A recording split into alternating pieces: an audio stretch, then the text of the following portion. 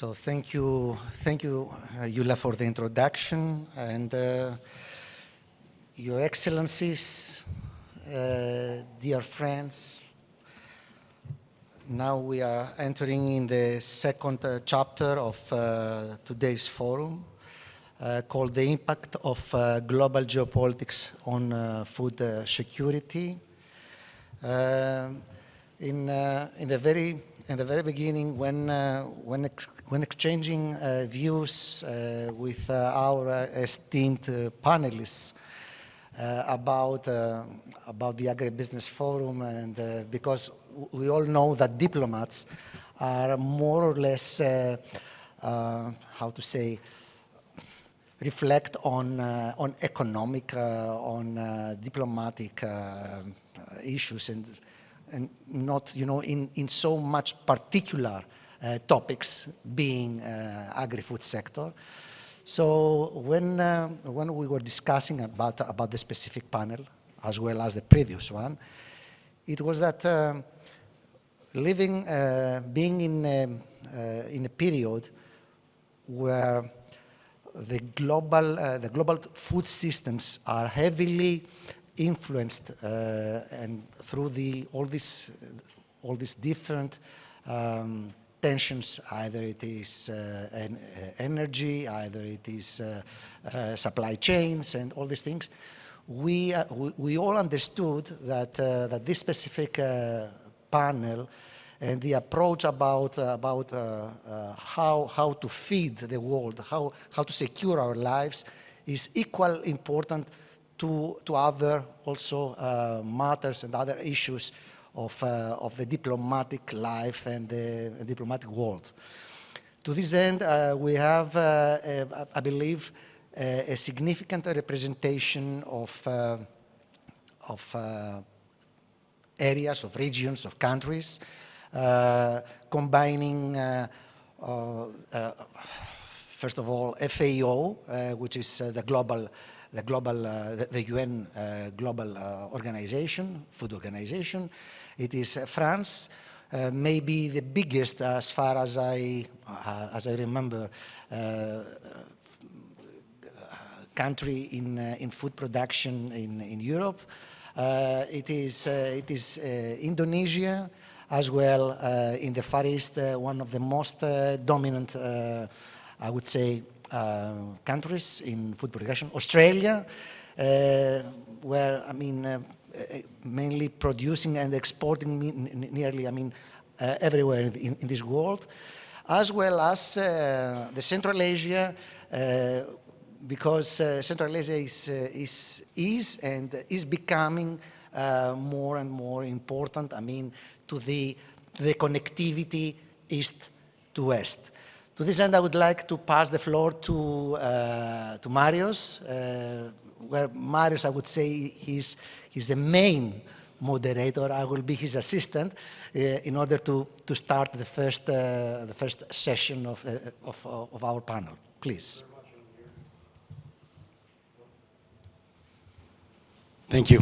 Thank you very much, dear Mr. Balakakis, dear Yanis, for the introduction. I promise that is the last moderation that I'm going to do for the day, at least. But allow me also from my side to welcome the speakers, Your Excellencies. From your own point of view, we're looking forward to hear out from you a great deal of things. So I'm not going to push you too much with the questions, but I'm just going to follow up on your discussions. So the idea is to make it lively as much as possible. So what we're going to do is we'll give you 6-7 minutes each for your speech. Just whenever you're done, just give me the floor back to me, and then I'll go one by one. Then you can make any statements that you have, and then I think we will go for several questions that we may make, and then open the floor to you, ladies and gentlemen. So I would like to start with the ladies, if that's okay, Mr. Fotiou, if that's, it's a matter of courtesy. I have 3 also at home, 2 girls, and my lovely wife. So I will start with the Ambassador of France. Your Excellency, thank you very much for joining us for another great event. The floor is yours. Thank you very much. Thank you. Thank you very much. I'm very honored that I would speak before the director of the FAO program, but thank you very much for allowing me to explain what is happening today. I was very happy to participate to this debate because when we are in a period of very strong turmoil in geopolitics, first of all, you have energy, which is at stake, and secondly, food. And for this present situation, I cannot say we will stabilize all what I can say today, because it's only the beginning of what we could elaborate as the consequences of today's Middle East turmoil. What I would like to emphasize just as an introduction is that very quickly after the war started in Ukraine, we took an initiative at the European level, and as I'm the only European ambassador here, I can speak on behalf of what we have done at that time, which was to secure sea and land routes for the grain exported by Ukraine. It was called the Black Sea Grain Initiative. It was funded by the EU, and it proved to be urgent, probably 3 months after the war started. So February, and then suddenly May, June, what are we going to do with the crops and how we do the fertilizers coming to Ukraine and how we export the grain and the crops and how we don't... Europe could not escape the Ukrainian grain. We needed it. So it was also not only to secure this food route, but it was also a matter of market and prices. Nowadays, the situation is very different. As you know, it's about freedom of circulation in the maritime space. It's much broader. It's not only Europe towards one country which is producing the grain. It's a larger conflict which includes a lot of countries which need today some imports. And today we should just say how much it is important that this topic is taken on board. It's not only the super tankers, it's about the whole security of the food and the transport in the international market. I think in 22-23 we secured that the inflation, the result of the war was, of course, felt very badly by the population, but here what is at stake is a lot more. At this stage of the discussion, maybe let's come back to the general facts. Geopolitical tensions, of course, are affecting food systems. It's not only that the conflicts disrupt the supply chain, increase, of course, the energy and transport costs, but ultimately affects the prices and the access to food. It is also a fact that today, if we look at the bulk number of people suffering from hunger in the world war, we realize that 70% of those 437 million live in a conflict-affected area. So it's not an isolated question that we tackle in this panel, but it's also something that we know well, and that at France as a country, today as we are chairing the G7 for this year, we will have the summit in Evian, we are taking these unbalances into the agenda of the largest economies in the world, and we are going to propose things. So propositions, when you look at France, you live in Greece, you realize that France and French president is proposing something every day. We are discussing the freedom of circulation in the Strait of Hormuz nowadays. We are discussing between France and Greece on the Aspides capacity to secure at the same time the Red Sea and the Straits of Hormuz, we are not finished. We have not finished the negotiations, as you know, because how can we secure a strait if war is ongoing? And how can we actually negotiate a system on food or energy without having all those elements going on? So the escalation in the Middle East, only for today, is only an element to highlight the link between geopolitics, food, the inputs, but also the export, the global food security. The cascading effects, of course, is the inflation of the prices, but also the possibility of being sovereign. So it's the question we are discussing tomorrow and the next day at the European Council, for instance, because the dependence on, for instance, imported fertilizers from Brazil or from other economies in a period where the prices on transportation becomes at stake is very complicated. But it's also a question of food security immediately that we can give through humanitarian waves. I was speaking about the solidarity initiatives that we had put into place in 2022.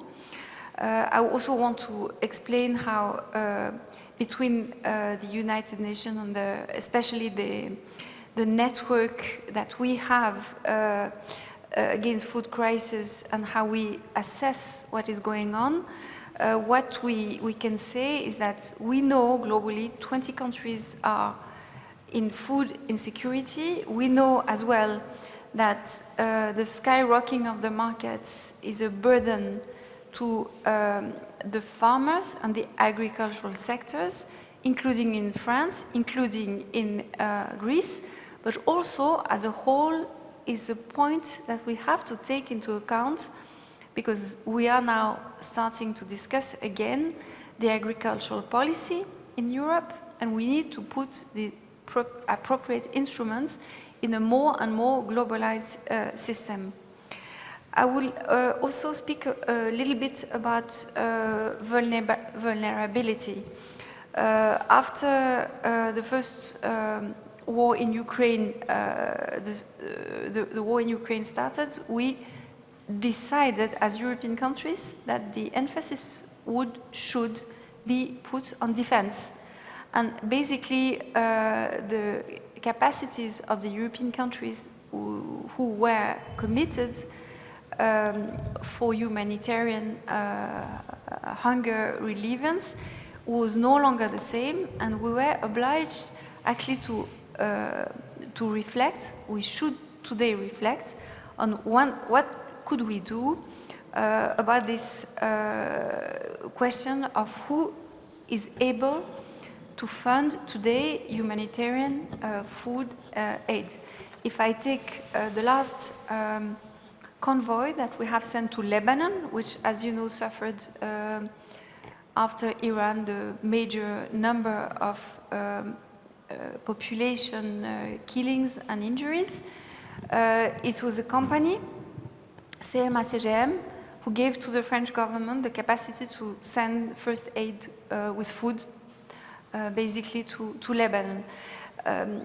So I'm not going to handle about everything, because I only have 1 more minute and a half, and I will be ready to expose as a country, as a multilateral partner, what we are starting to do on this question. But let me just finish by explaining that the dependence on what is happening today on the international transportation and our capacity to secure the routes is crucial at this moment, and the diversification is important as well, and the market. We have this capacity to organize ourselves in the energy sector.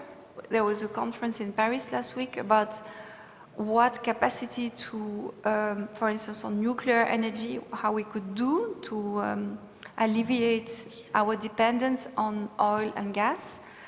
But it's only the starting points, and the discussions should continue on those aspects. On food and agriculture, I would say between France and Greece, we were and we are countries of production. As you said it, we are one of the biggest producers in Europe, and I think we still have a lot to do to secure our farmers correct prices, to be able to secure environmental legislations, to be sure that our citizens some days don't realize that again food diseases arrive.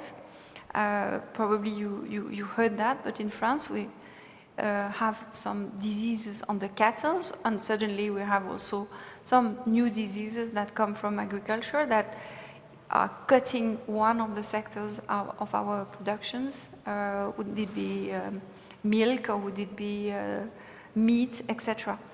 And of course the fertilizers imports today, which is a current topic that we are trying to handle as well, in these ideas that in the world capacity to handle this new crisis will not be in a shortage, and that the prices are not going up, because it will be again something that will make our agricultural communities suffer again. Thank you, Ambassador. And during the second round, if Marios agrees, I will have also a question and also to open discussion with regards to the Green Deal and how the Green Deal has finally affected, the European agriculture. So to this end, Marios, sure. The floor back to you. Thank you. Ms. Ambassador, merci beaucoup. Vous êtes gentil, comme toujours. I'll transfer the floor now to Mr. Fotiou, the Director of FAO. I would like to thank you again for joining us. The floor is yours, sir. Thank you. Thank you, Mr. Thimiopoulos, and thank you, Ambassador, for your opening. You have put a lot of numbers there that they give me the opportunity to skip to another part of my presentation. So I have 5 points to share with you in the next 6 minutes.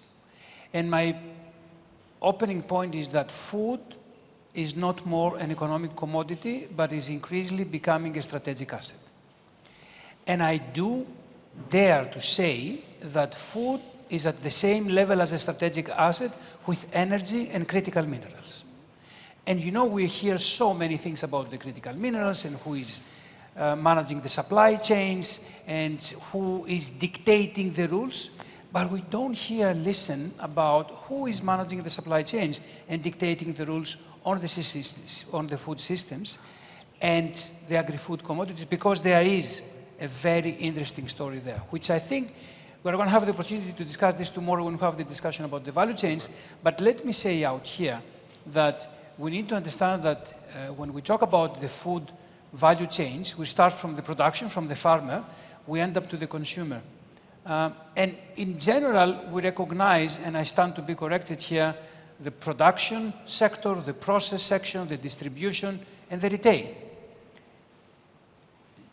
If we get these 4 segments and we see where the value added goes and the profit, you will see that about 45% is go to the retail.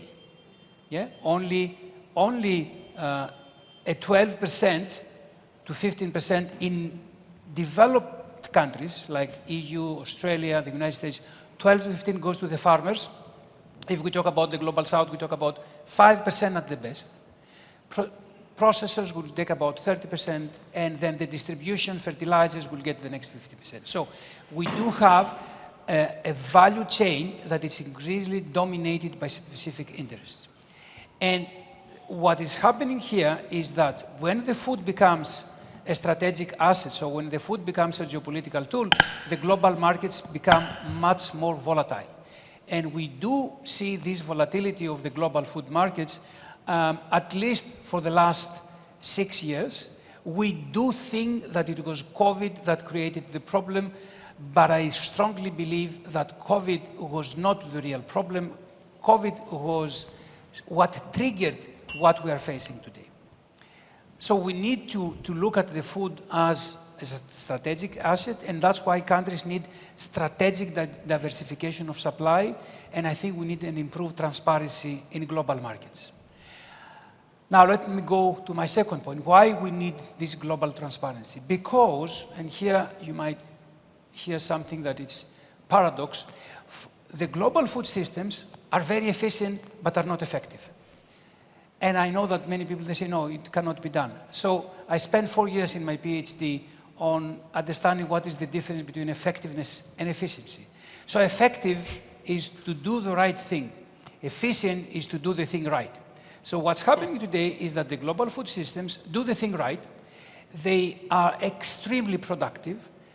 We calculate that the global food systems produce on average 2,900 calories per person per day. I need, my age and body needs about 2,200 calories, and we produce 29. But at the same time, and here as I'm going why we're not effective, there are 800 million people that they face hunger in the world, and there's another 3 billion that they face food insecurity. And there's another, I think another 800 to 900 millions that they face obesity, which is the opposite part of hunger. So efficient systems that they produce, but they don't solve problems like nutrition, poverty, and economic resilience, which is very important. So the solution is that resilience should become a central objective and not a peripheral item on how we design our food systems. And then the question is, okay, if we have these numbers, 800 million people that they're hungry, 3 billion that they have moderate to food insecurity, why food insecurity, the issue of food security is not working? Because we have not understood, and here I think everybody, governments, international organizations, even think tanks and researchers, we have not understood that food insecurity today is not about availability, but it's about affordability. So we have started to see articles in the news appearing and talk about food insecurity in Europe. Yeah, 10 years ago this would have been insane. But the global food production is sufficient to feed the entire world, but the average global food availability, so the average food availability exceeds the calories, but at the same time, the food security is driven by economic access. And here we have the very big dimension of inequality. So we need policies that address the food systems and the economic systems, and we need, and here is the main message I think that's coming from a lot of agencies from the United Nations, we need social protection mechanisms and targeted food assistance. So the whole idea, and I will challenge, although I believe I'm an environmental economist myself, I will challenge the economic science, is that we cannot say that you can have a common price for all. It's impossible. Because if I spend 1% of, 10% of my income to have food, but a poor person in the South world spends 60% of their income, is it fair that the capitalism says that we need the same price? It's not. My fourth point is that because of all these risks, we have a fragmentation of the global cooperation around the systemic risks. And we did thought that COVID will build new value chains, new supply chains, and new cooperation models, but it didn't happen. I mean, I don't see any difference. Actually, I see the global actors being less in the multilateral system today as they were before the COVID. So we need to strengthen this multilateral cooperation that remains essential, because platforms that facilitate dialogues among governments, the private sector, and international organizations are the only thing that they can solve the situation. My fifth point, the last before my conclusion, is that, and I liked very much in the morning when the rector of the agricultural university said, it's not only science, it's also entrepreneurship. Of course. But I will tell you right now what's happening sometimes between science, entrepreneurship, and another, dear professor, you will allow me to add a third element, the civil society element, which is very important. So we have tried in FAO to put these platforms together. And on the one side, what's happening was when we were telling to the civil society that we will bring the corporations in the table, they said, no, I don't talk to them, because they consider them enemies. And when we are going to the corporations to say, this is the numbers, they were turning their head. So it's not a war, it's not a war between civil society, the private sector, and the science. But we really need to focus on responsible business practices, not because the businesses have to do charity, but because this is the only way to have long-term competitiveness. So my conclusion is that in a world that food systems are increasingly influenced by geopolitics, by climate change, food security and food systems can no longer be treated as an economic issue. And we need a new form of international engagement, something that we start to call, with some colleagues, a food diplomacy. And food diplomacy, let me say, it's not about the culinary diplomacy. Yeah? It's not when Greece is trying to get benefits with fish. But food diplomacy reflects to strategic use of dialogue, cooperation, and policy coordination to ensure that we have fair food systems. And I think I'll close here and looking forward. Well, Mr. Fotiou, thank you. Thank you for your keynote statement. So, on top of what will be in the second round, will be discussed with the Ambassador of France about the Green Deal. Then you will also need to address something about Mercosur, and also you will have to address about how the developing most of the developing countries are currently shifting shifting their attention of the agri-food sector from the ministries of agriculture to the ministries of foreign affairs, being in order just to complement what you said before, that we are talking about the food diplomacy, where food diplomacy requires international cooperation between nations and regions and nations. So, Marius. Thank you. Dear Mr. Fotiou, in my years in the UAE, I was the Dean of the College of Security and Global Studies. And we had food security, food safety, that difference. And we also had food diplomacy. That was like back in 2015 when the Ministry of Agriculture later then did the logistics. But one of the interesting things that I'm going to ask you is about the logistics, the deliverables.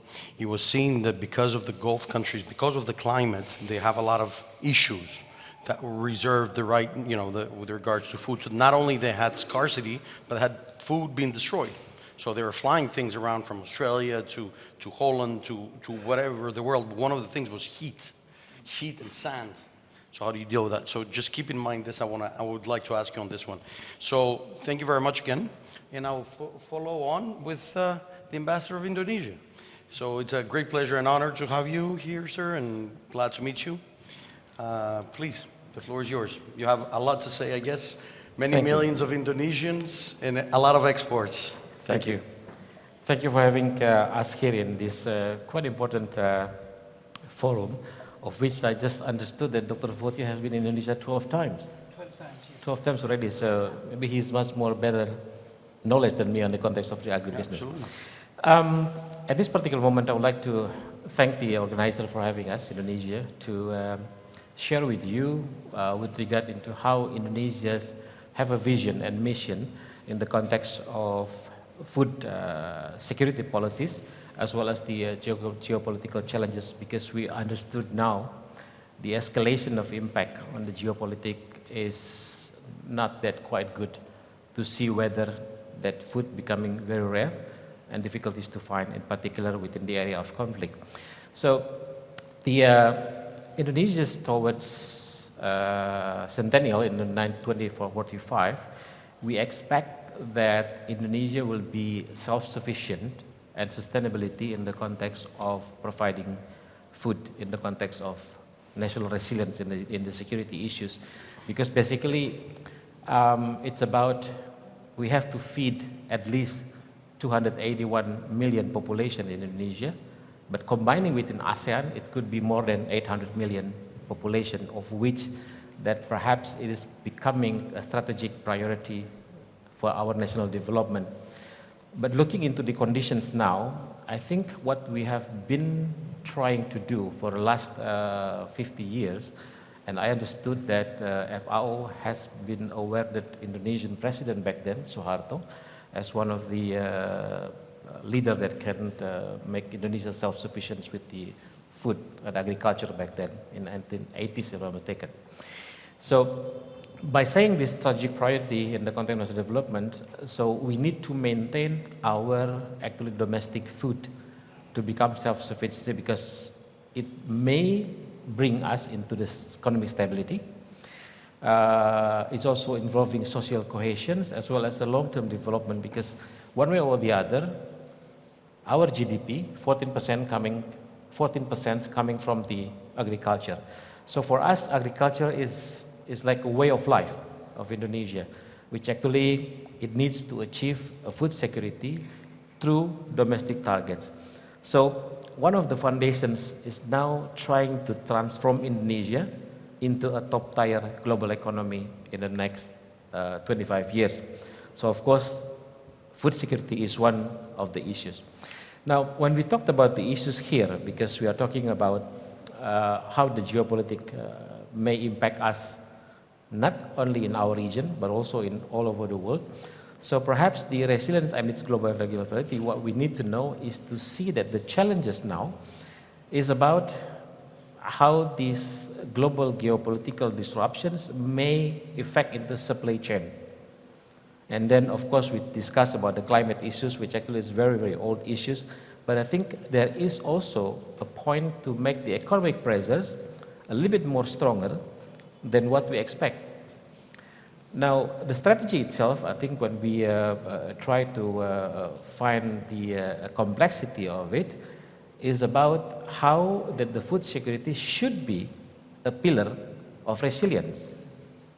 Then Indonesia's vision and mission of our presidents right now is to find the way how the national stability that we have right now, with the regional strength through the ASEAN cooperations, may protect the policies among our region first, and then we may be able to find whether that the pillar for the food security as a pillar of resilience can be relevant into, for example, within the national stability, we may be able to make an efficient logistics, for example.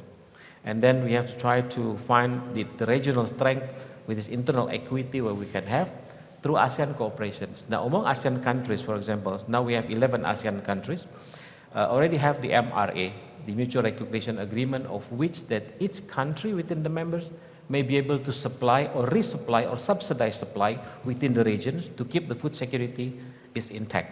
So this is something like we may say as a proactive policies that perhaps maybe, you know, through the food diversifications and then try to find the nutrition security and so forth.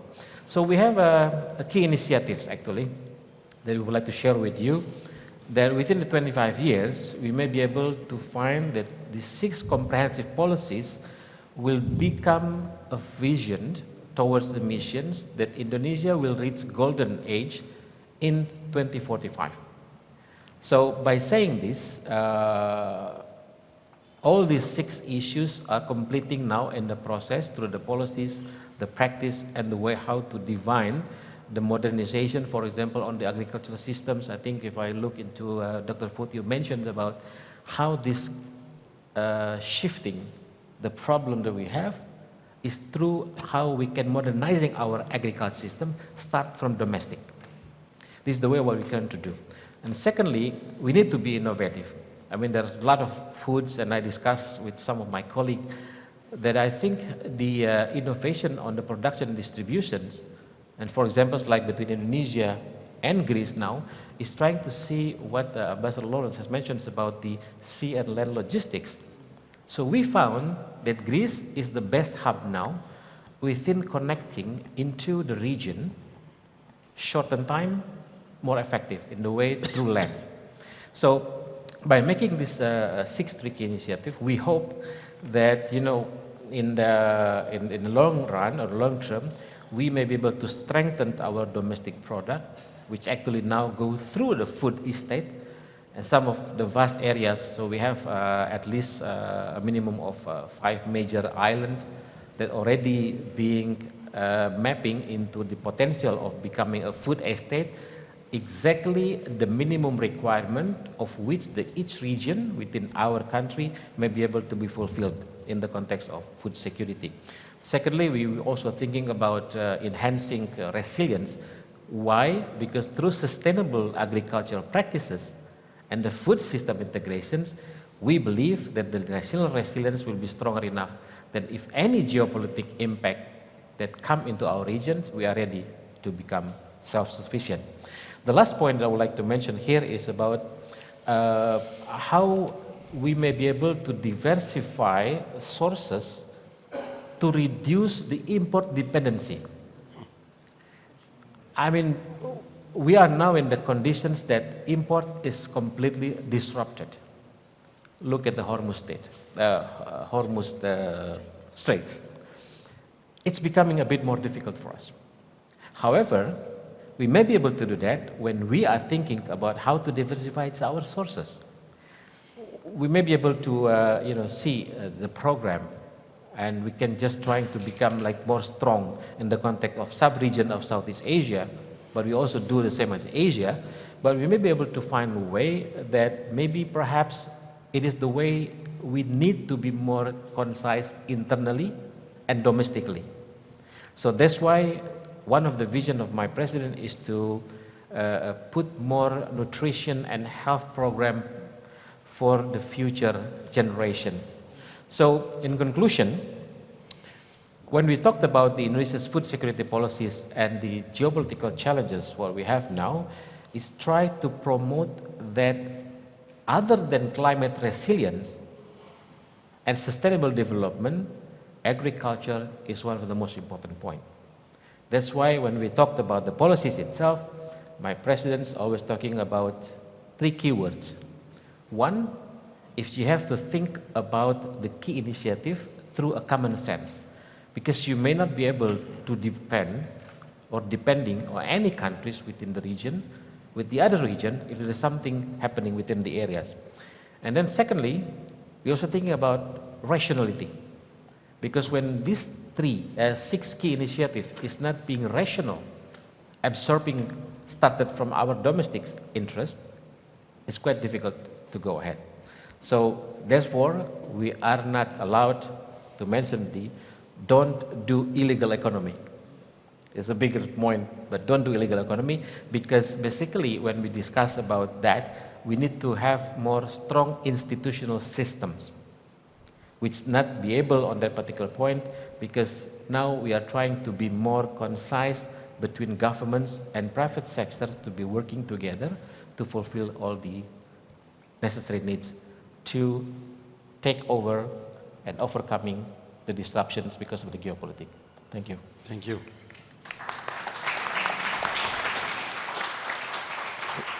Well, Ambassador, it is noted that, among others, in the priorities of Indonesia is the self-sufficiency, where definitely should be also priority for every single country in this world. I have also noticed that you mentioned Greece is becoming a hub with regards to the safe and the fastest service of the supply chains between Indonesia or, I would say, Far East Europe. So in the second round, maybe good to discuss what is your view about IMEC and how IMEC, I mean the corridor between India, Middle East, and Europe, how IMEC will facilitate and will elaborate in bypassing, the current threats in Hormuz Strait and the Red Sea. Thank you. Marius? It is not known, one of the questions that I will tell you, it is not known to the Greek audience at least, how big is Indonesia and how much GDP it produces for itself in the region. So I think this is something you need to take care of and clarify. But one of the other things also that I want to say is that we also don't know the connection between maritimers and Indonesian ports. That says a lot about the logistics that Yannis said earlier, how important it is, and why do you think that this is efficiency? Because Greece is an entrance to the EU, but in order to reach to that point, somebody has to transport this along the lines also of those competitive factors that make things quite dodgy, if I may call it like this. So thank you very much, sir. Thank you. And allow me now to go to the ambassador of Azerbaijan. Sir, the floor is yours. Thank you very much for joining us. I guess this will be quite interesting. And if you can add anything on energy, and I'll explain later why. Thank you, sir. Thank you. Thank you very much, Mr. Moderator. First of all, I would like to join my previous speakers and to thank organizers for bringing us together. This is the first. And I would like to, I think I will echo what Mr. Fotiou said about food security. So the topic of our today's discussion, I think, is one of the most challenging issues of our time. Lately, I think over the last few years, we have learned that food security is no longer about only agriculture. It is not only about what's happening in the fields. It is also about energy security. It is also about transport corridors. It's also about geopolitical stability. And it is also about international cooperation. So I would like to share the perspective of Azerbaijan on this. Azerbaijan is a country that is located at the crossroads as a key crossroads between Asia and Europe. And actually, in this regard, we are similar to Greece, because Greece itself is a pathway that connects European Union with the Eastern Mediterranean and beyond. So for us, for Azerbaijan, peace and connectivity are not abstract diplomatic concepts. They are actually tools that ensure the resilience of the economies. They are tools that ensure that stabilize the supply chains, and by the end of the day, at the end of the day, they improve the food security. So last year, our region, Caucasus, when I mean our region, I mean Caucasus, reached a very important milestone. On August 8, 2025, the leaders of Azerbaijan and Armenia, they signed a historic declaration, and through this declaration, we recognized each other's territorial integrity. That was the main conclusion. That was the main topic, main point of this declaration. At the same time, since then, our two countries started to take practical steps approaching or making our countries closer to each other. So first of all, Azerbaijan lifted all restrictions on transit through its territory to Armenia. As a result, for example, wheat from Kazakhstan or from Russia, or petroleum products from Russia, has started to reach Armenia through the territory of Azerbaijan. What it meant that trade routes that were suspended for so many years were opened. And second, it meant essential products are more available right now. And the second, Azerbaijan and Armenia started trading each other. It is an unimaginable thing if you think, let's say, from the previous periods. Last batch of petroleum products, or oil and oil products from Azerbaijan, was shipped to Armenia just 2 days ago. And according to Armenian officials, this affected the long-standing monopoly problem in the local Armenian market. At the same time, it improved, it decreased the fuel prices. And here comes the food security issue, because the price of the energy directly affects the price of the food. So this is an example how peace and connectivity can improve food security, everyday economic activity in a country. More than that, one of the agreements that we have reached in Washington was that there will be a new project, like it is called Trump Route for International Peace and Prosperity. Abbreviation is TRIP. And this route will connect Azerbaijan with its Nakhchivan region through the territory of Armenia. But actually its importance is beyond, let's say, bilateral connectivity. Its importance is a whole region, because it's a new branch of the Middle Corridor.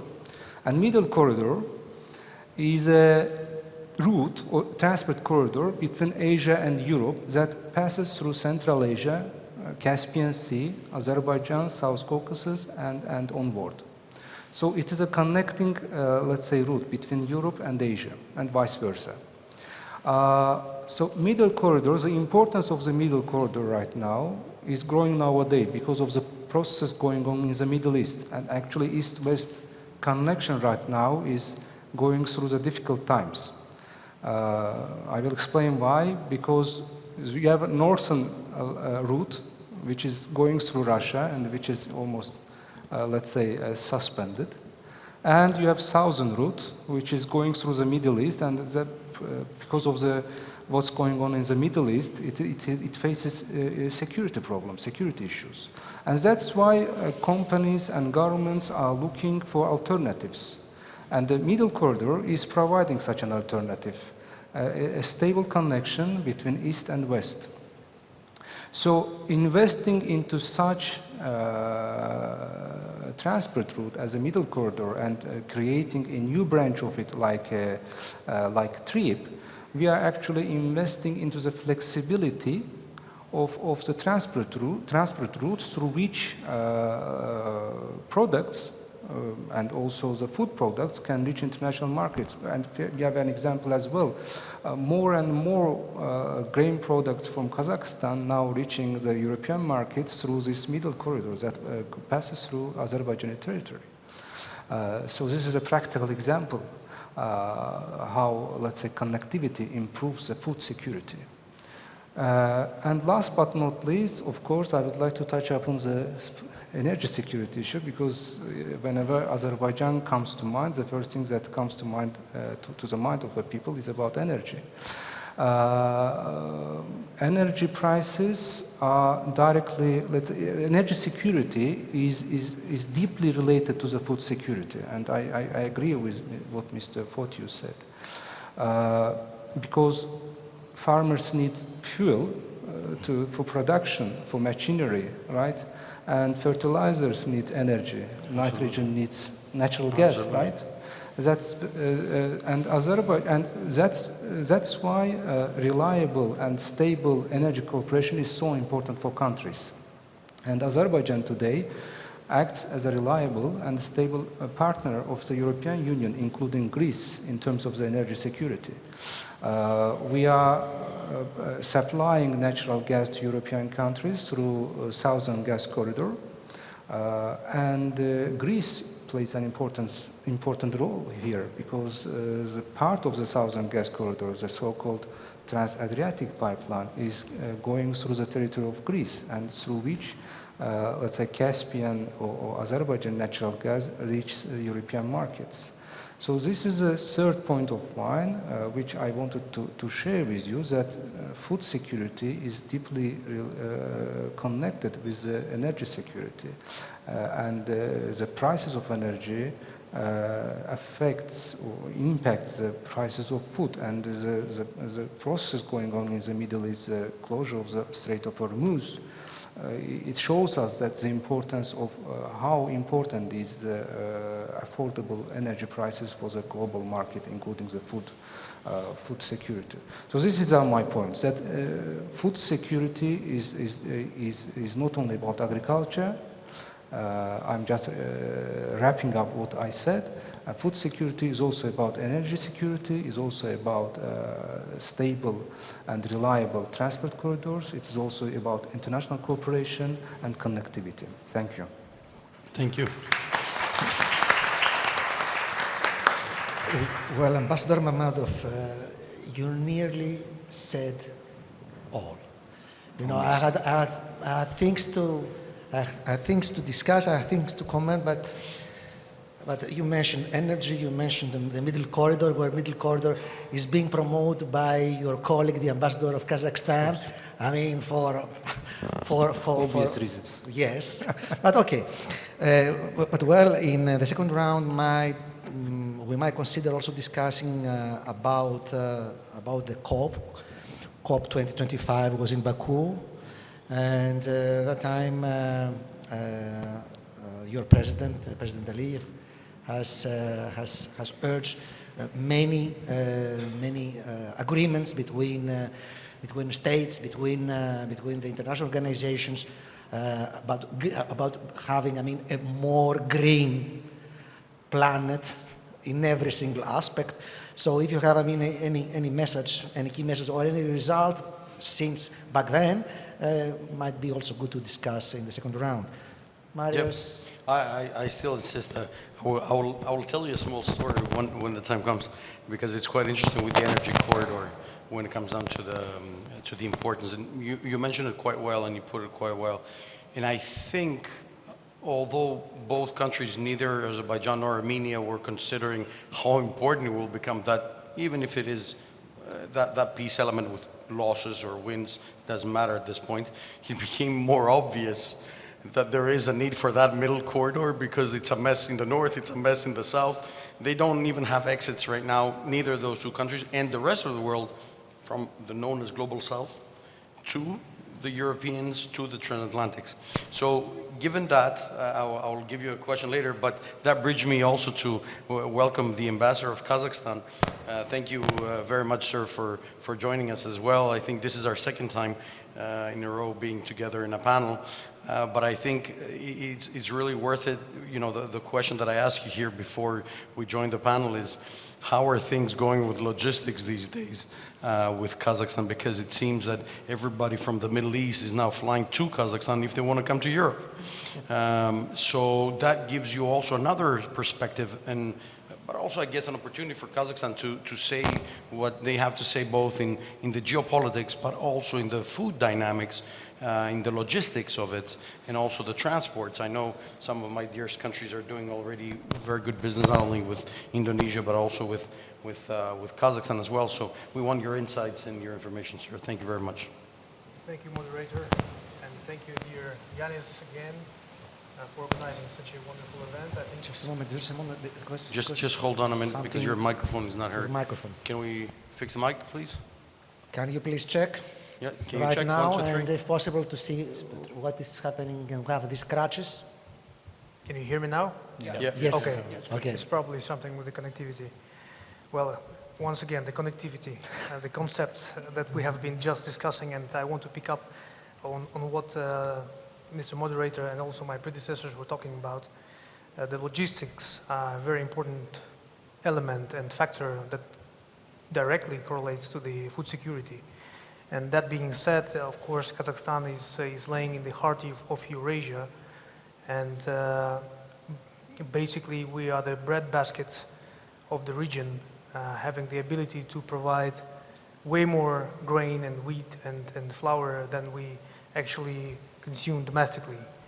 So if I'm not mistaken, roughly for the last year we have been able to gain about 25 million tons of grain, and while domestically we consume around 5 to 6 times less than we actually produce.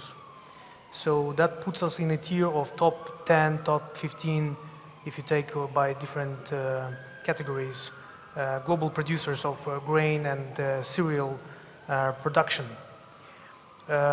This is the way Kazakhstan is contributing to the food security, but as I said, and I want to pick up on what my dear friend, Ambassador of Azerbaijan, has said before, that this is a much wider concept. So once you want to contribute to the food security, you need to provide at least a few factors that need to be in place. And one of them is certainly the logistics, is the way you are able to deliver certain food goods, especially those that are time sensitive, to the markets, to the global markets.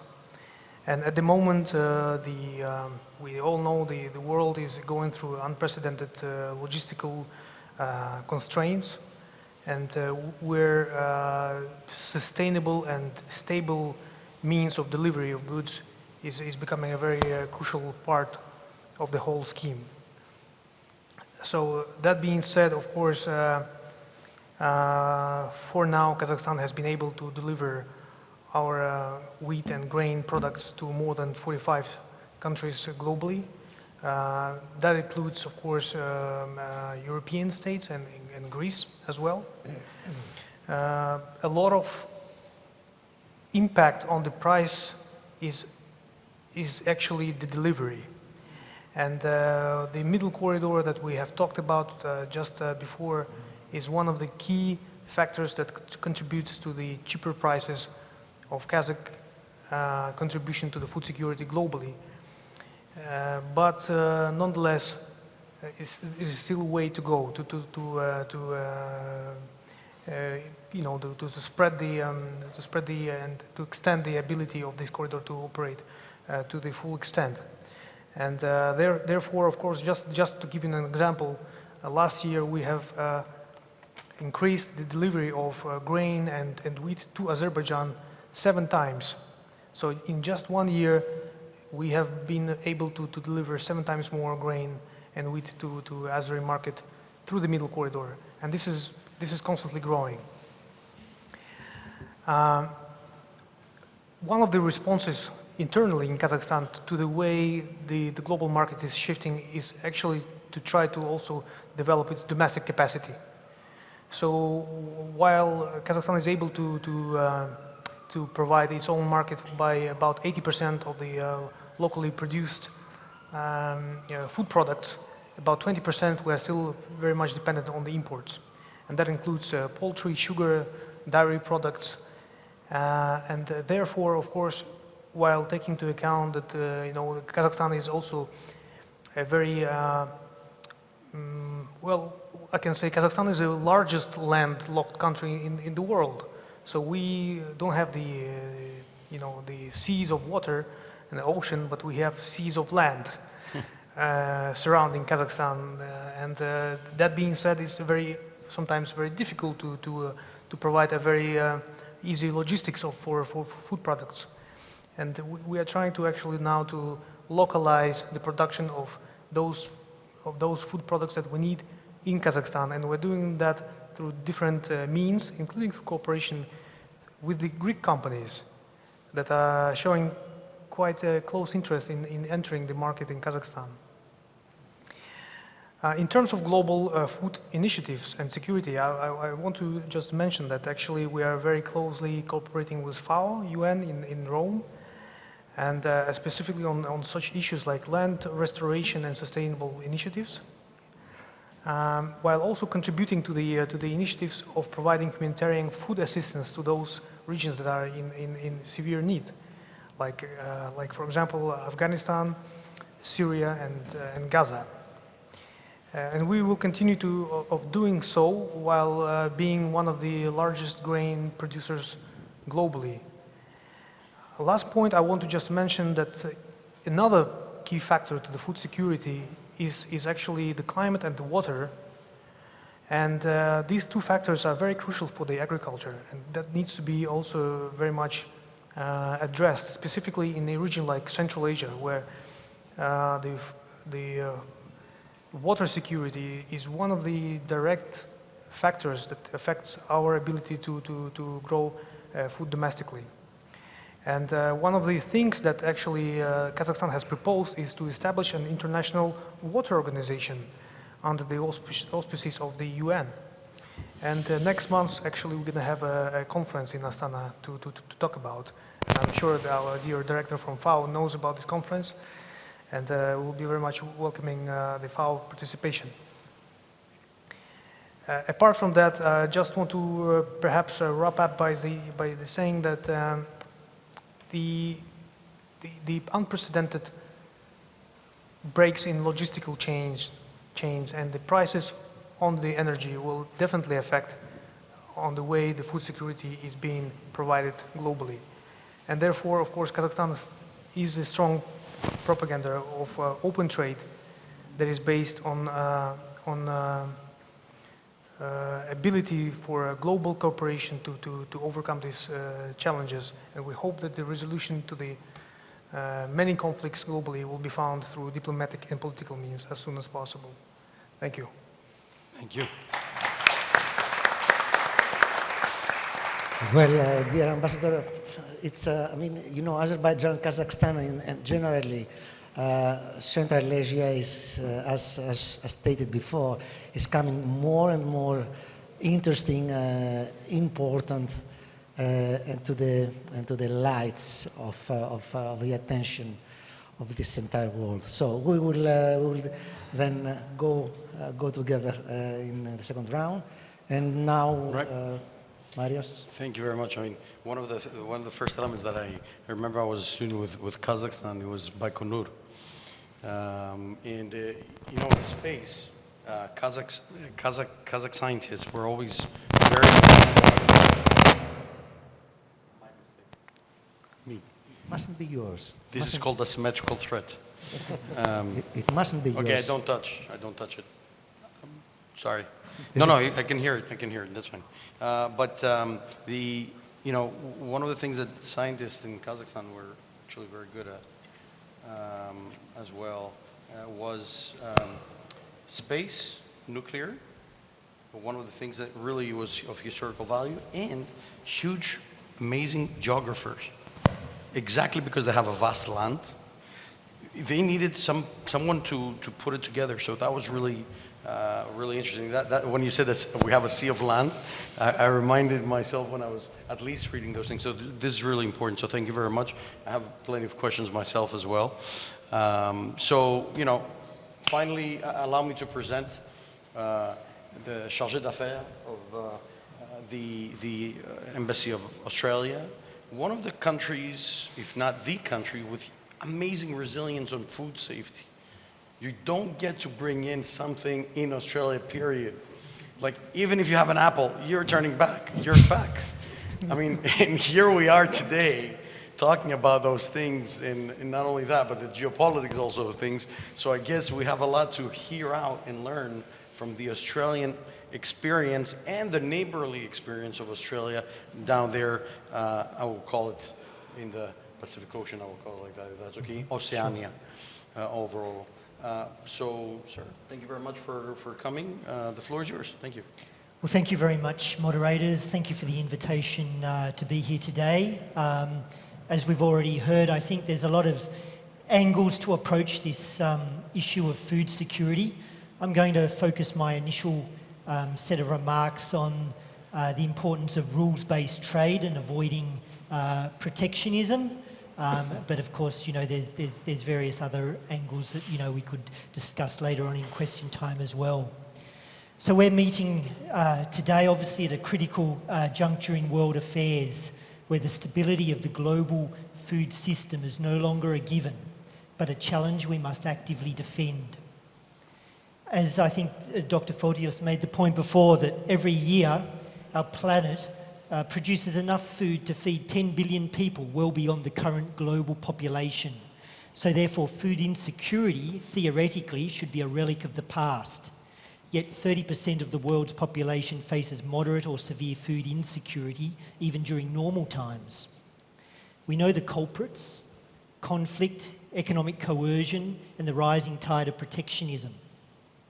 While my own country, Australia, is fortunate, producing 90% of what we consume and boasting the world's lowest rate of undernourishment, we cannot afford to be an island of plenty in a sea of instability. 1/6 of the human population relies on international trade to meet their basic caloric needs. So without the ability to move food from where it's grown to where it's needed, localised poor harvests become permanent global catastrophes.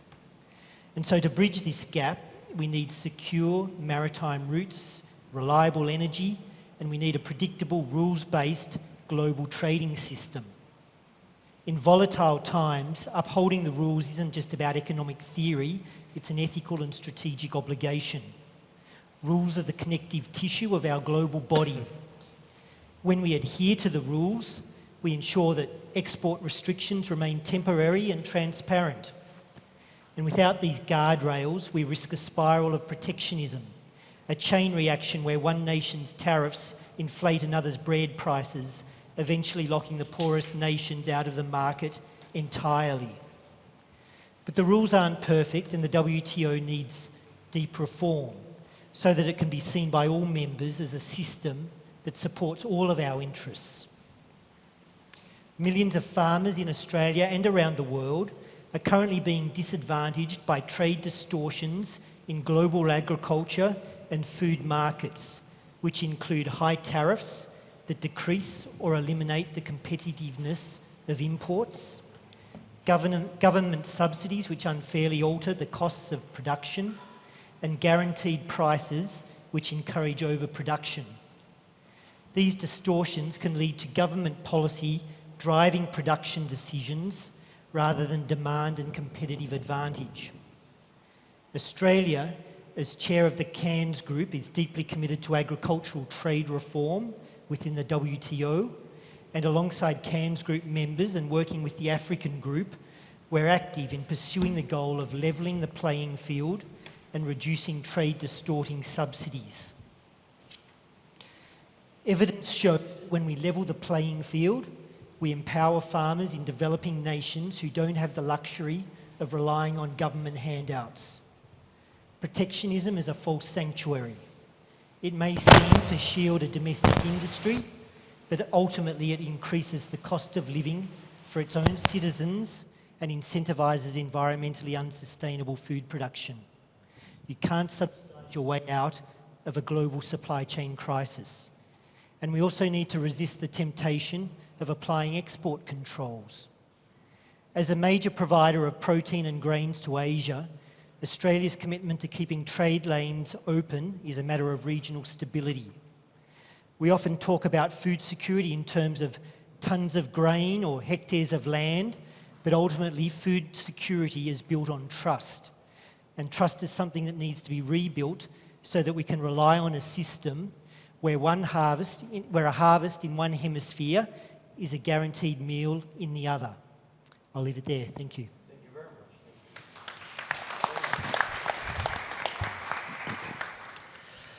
Well, I think now it's time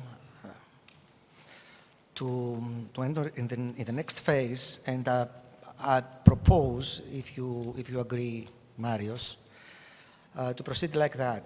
We have already identified some key points, at least myself. Maybe you have, another 10. It is the Green Deal, point 1. It is Mercosur. It is FAO actual role, and how about, what is happening with developing countries, and how, these countries are shifting from agriculture to the MFAs, about IMEC. So I've just point out some messages. So I believe in order to be able to cover as much as possible, every answer from our speakers to be limited to 1 to 2 minutes. Right.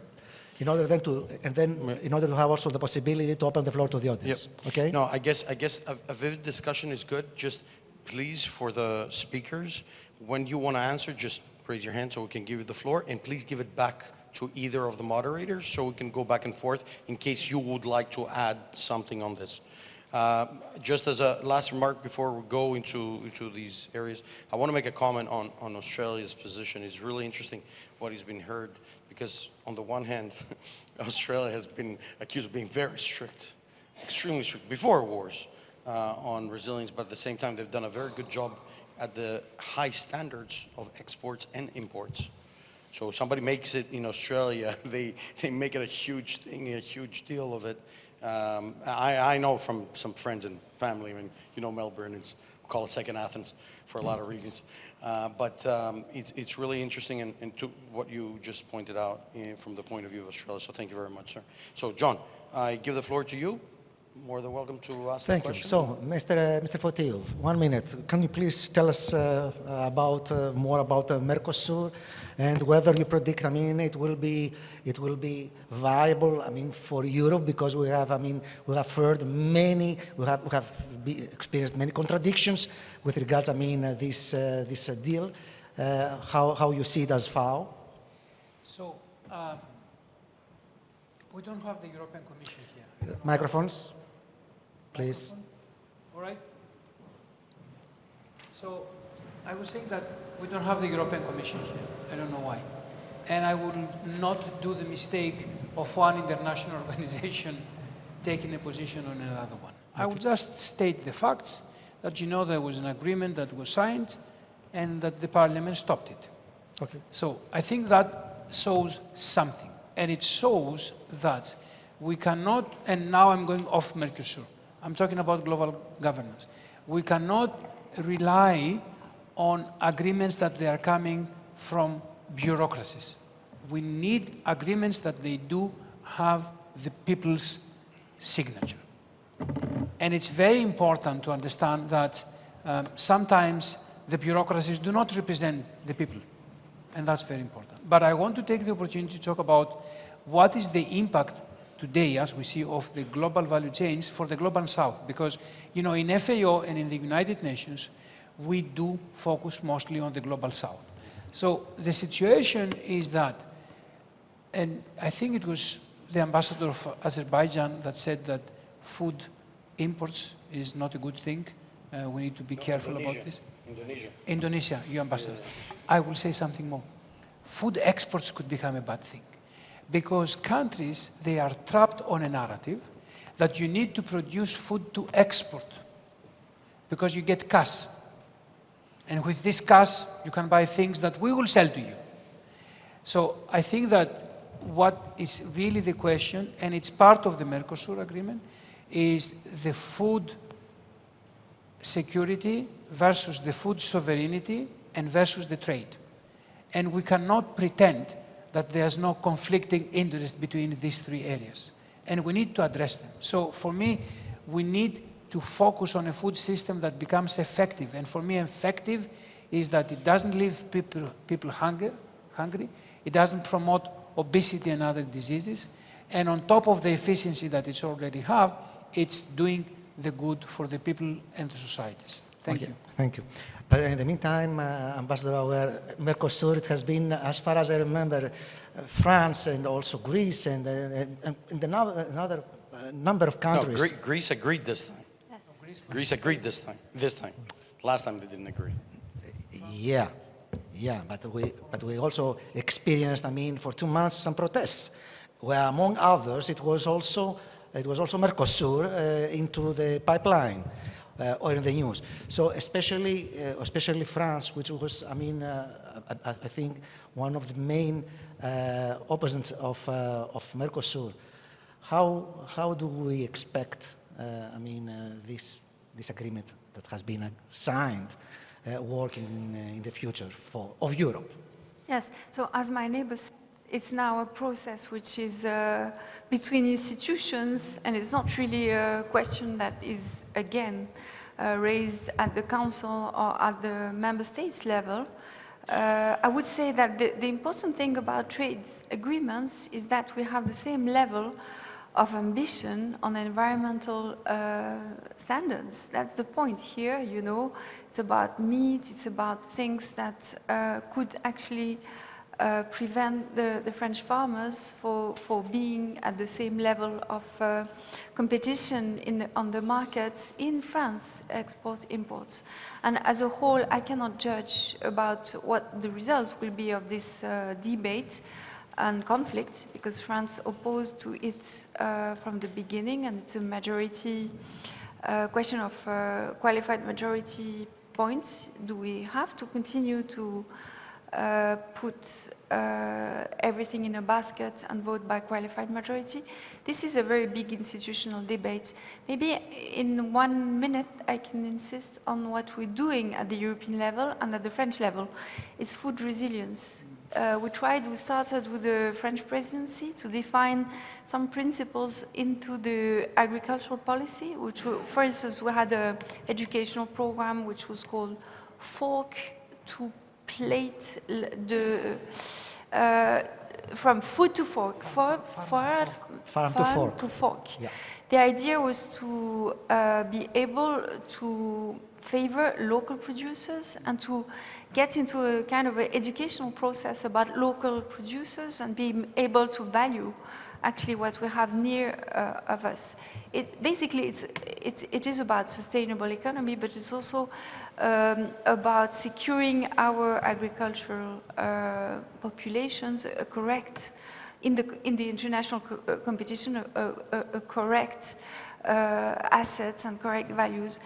In France, so at the European level, we also pushed very much other initiatives. We have initiatives, for instance, in the FAO to co-chair the School Meals Coalition.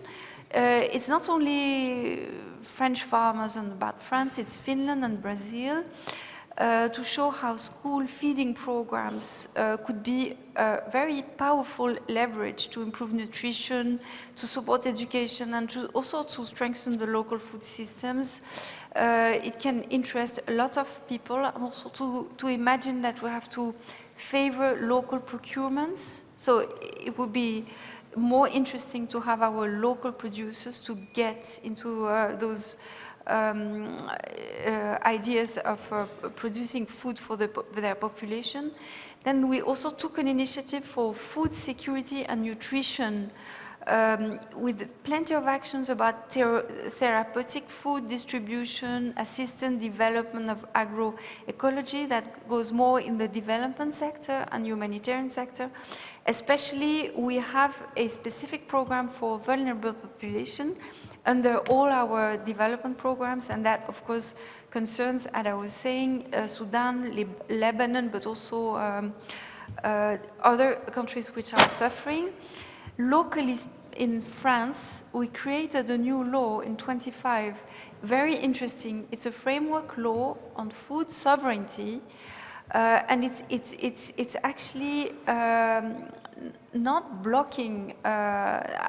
It's a bit of a debate in France about the capacity of the European Union to separate, to identify how the local economy in agriculture can be favored.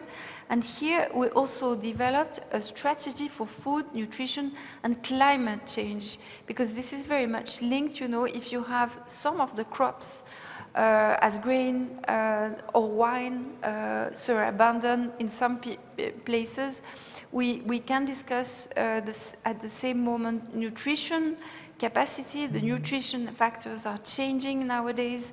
Value, we consider that we need less meat in our intellectual, healthy, sustainable systems.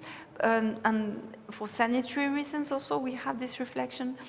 And it's also being part of a broader reflection that we want to share with others on the security aspects. So geopolitics of food, for us, as I said before, is one of the elements of the G7. We are going to talk with the different stakeholders in Evian.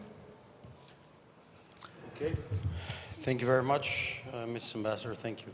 You know, one of the things, I think I'll open the floor to the four of you so we can get a bit of insights from each one of you, and then open the floor to the audience.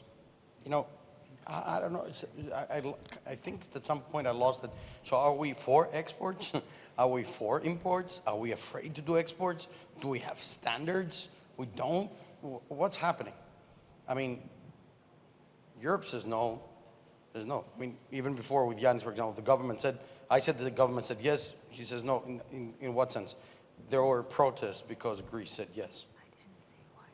The official Greek government said yes. and then there were protests about the elements. Now, there's another element I want to put inside, the impact of global geopolitics on food security. So we spoke more on food security than we actually spoke on the geopolitics. So just keep that in mind and add the following.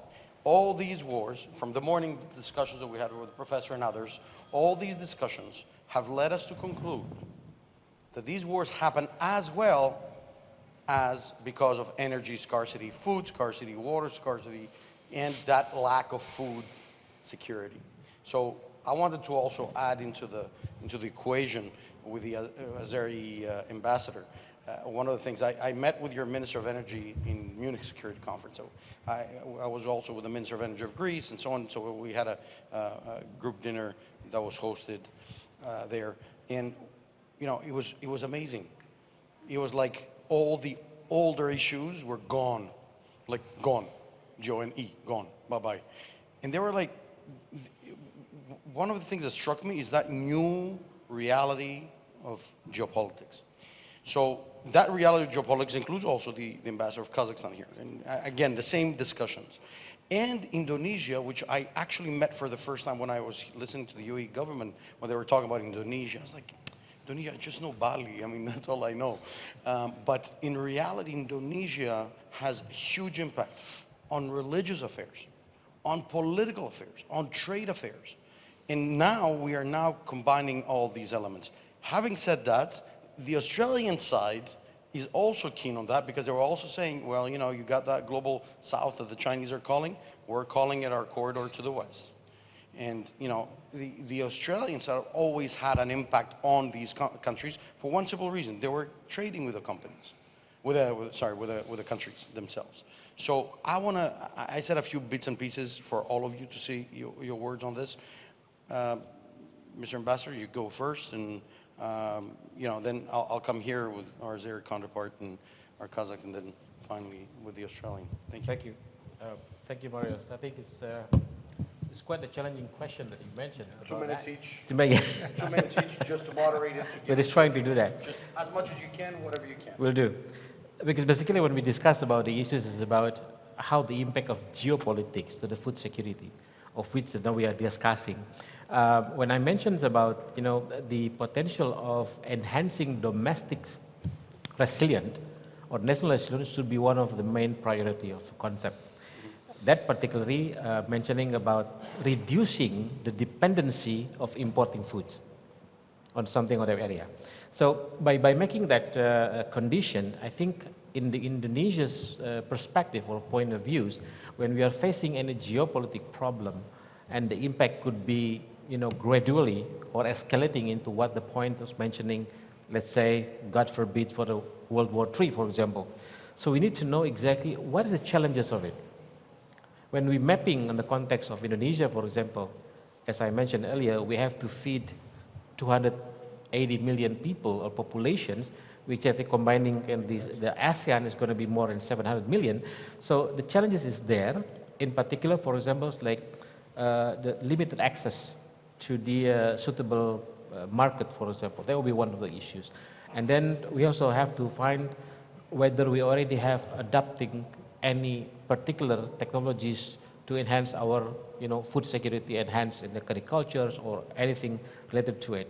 So by mapping these challenges and identify each of the point, we may be able to see how to strengthen, at least on my perspective, we have four issues. One, the integration of the new agroecological principles. I think Dr. Fotiou knows better about that in the context of why? Because it needs to increase the biodiversity. I mean, we cannot do anything unless we try to reduce the impact of environment. Secondly, we need to develop more like climate adaptive policies in any systems, because it will be disrupted by geopolitical, not only by climate change.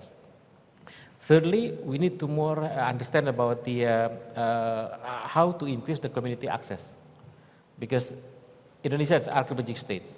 So the difficulties for us is connectivity. Not like Kazakhstan, it's like a vast area so we can just move on around, but in Indonesia we have a problem on that.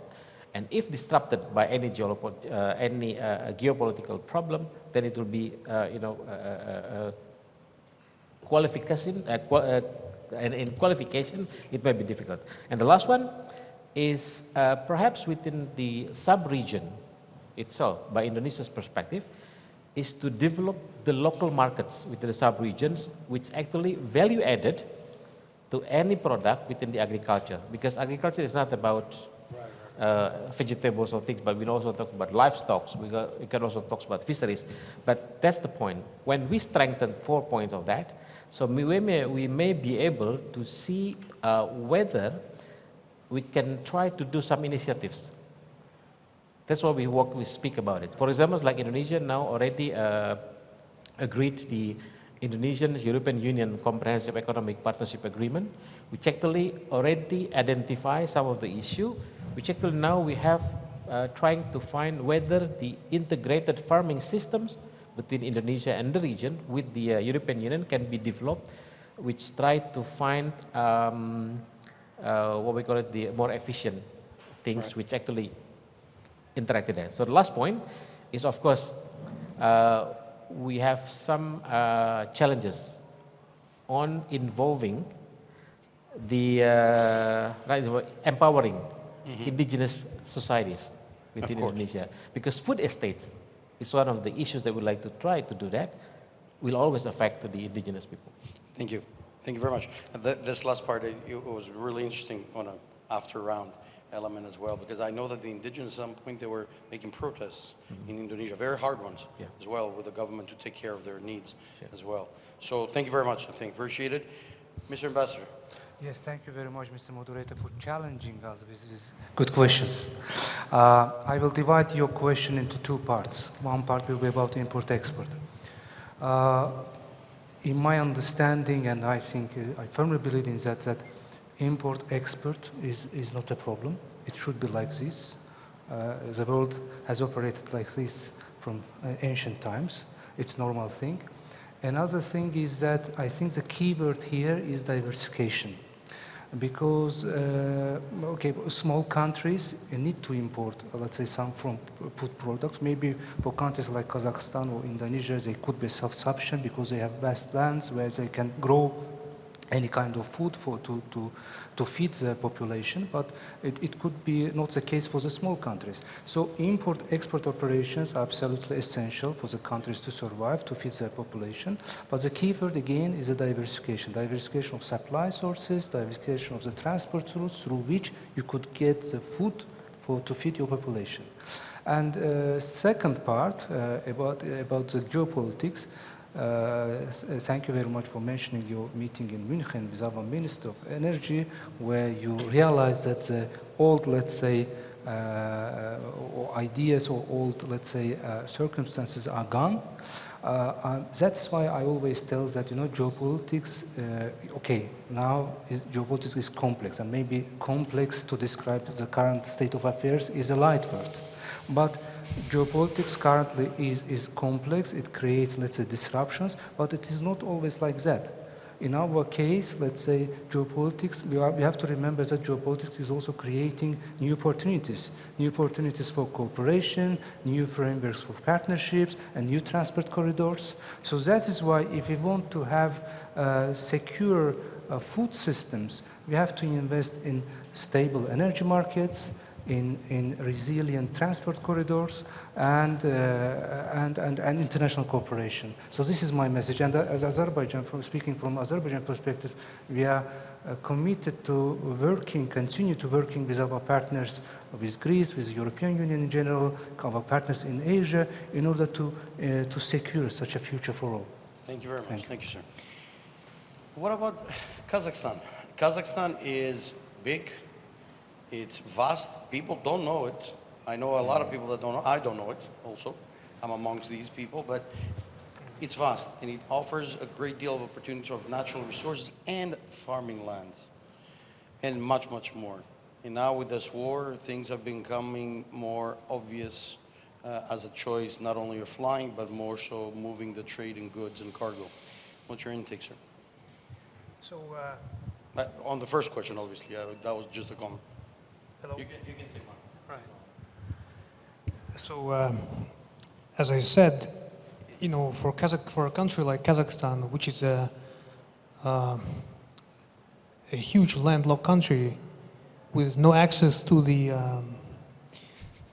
sea routes, it's a very crucial to have the very good connectivity with the ability to export the surplus, because as I said, Kazakhstan is producing a lot more food that it can consume domestically.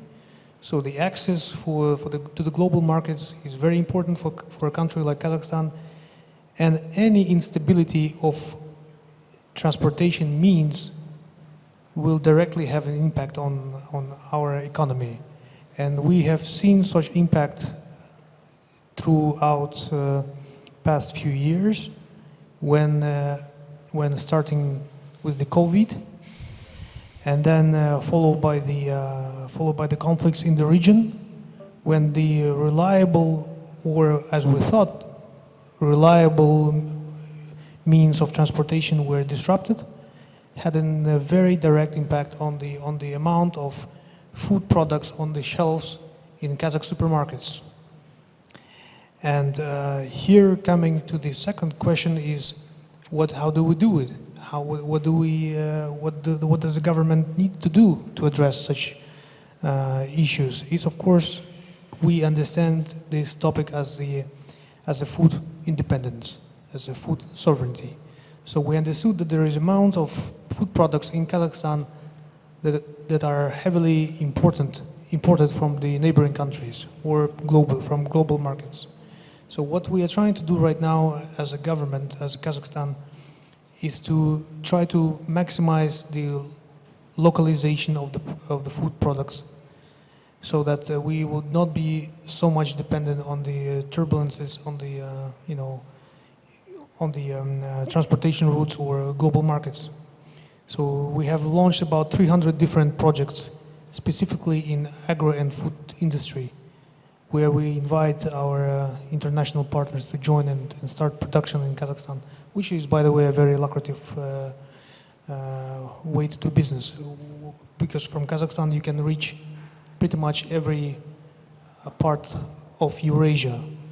And we have this ability of having the access to the market, not only in Europe, but also in Asia, whereas for the past 5 years, I think about 80% of all land trade between China and European Union has taken place via Kazakhstan, and of course the middle corridor, Azerbaijan and Georgia. So basically 80% of all the land transportation is going through our territory.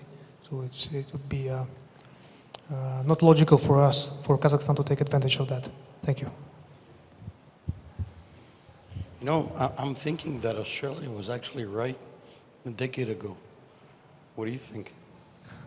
In the exports imports industry, and how tight they were on everything, considering that that doing business in Australia is a continent by itself. So, and now it seems that we've heard a lot of people saying, imports? No. Exports maybe, but imports, no. We'll become Brazilian. What's your intake? Thank you. Sure, thank you. Well, Australia has always been a trading nation, so that means both exports and